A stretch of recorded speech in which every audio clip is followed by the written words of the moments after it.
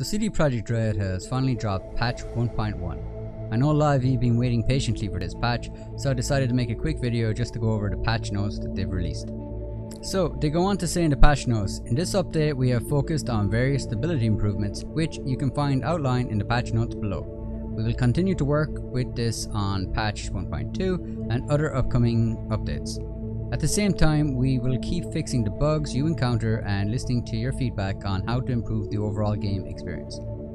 So they start with stability, saying that they have various stability improvements.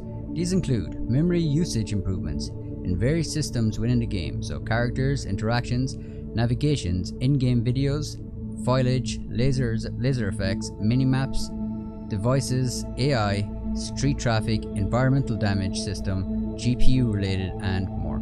Curious to see the AI stability that they have included, to be honest. They also said that various crash fixes related to, among others, loading saves, game opening, closing, and point of no return. So they said they fixed an issue where calls from Delamain would end immediately and seemed that they cannot be picked up in epistrophe. They also fixed an issue where players would not receive calls from Delamain when approaching relevant vehicles in epistrophe.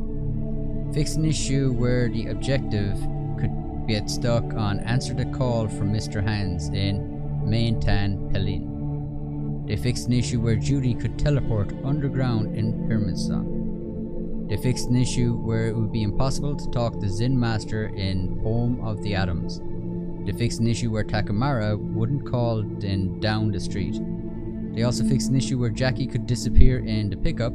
They fixed an issue where it could be impossible to get out of the car in The Beast in Me, then The Big Race. They also fixed an issue where players could stop receiving calls and messages after moving too far away from a day in the life area. They fixed an issue where opening the package could update Space Oddity. Retro fixed the saves affected by a rare issue where speaking to Judy in Automatic Love would be impossible due to an invisible wall. The underlying issue is under investigation. Jeez. They fixed an issue that prevented players from collecting the reward in Gig Freedom of the Press. The quest will autocomplete for those who could not collect the rewards previously, and the rewards will be provided automatically. They also fixed an issue where Delamain could remain silent throughout epistrophe and the player initially refused to help him.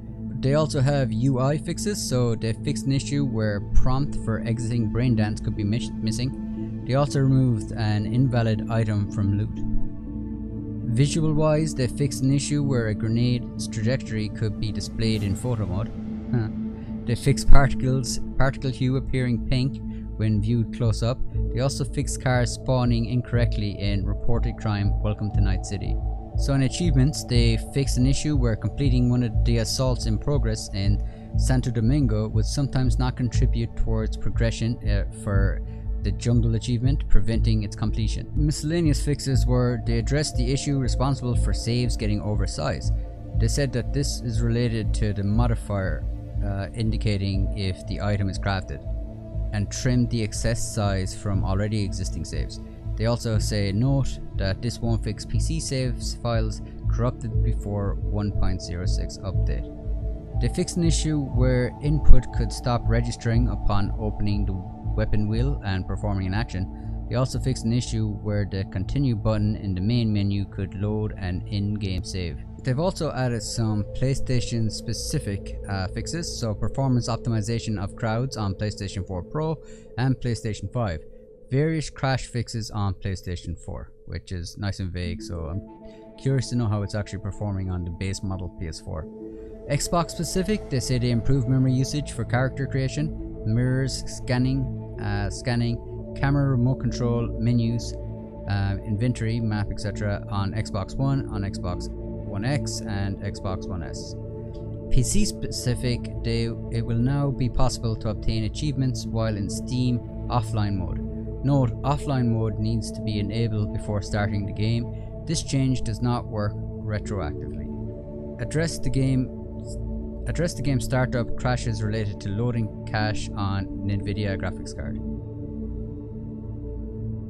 Stadia specific, you have concert audio should no longer be inaudible and never fade away. fix corrupted textures on several melee weapons, tweak default dead zone settings to be more responsive. Note the change will not affect the settings unless they're set to default. So that's all the stability fixes that they have included. I haven't actually seen a lot of these, so I am definitely one of the lucky ones. So please let me know below if you're on one of these consoles and how it's going for you. And are these improvements in patch 1.1 actually working? Yeah, one thing I'd like to see them is really improve the AI. So I'm looking to get in to actually see if there is actually improvements to the AI. So I might actually live stream just while I'm checking this out and we'll see how it goes. Again, let me know in the comments what you think and how is this update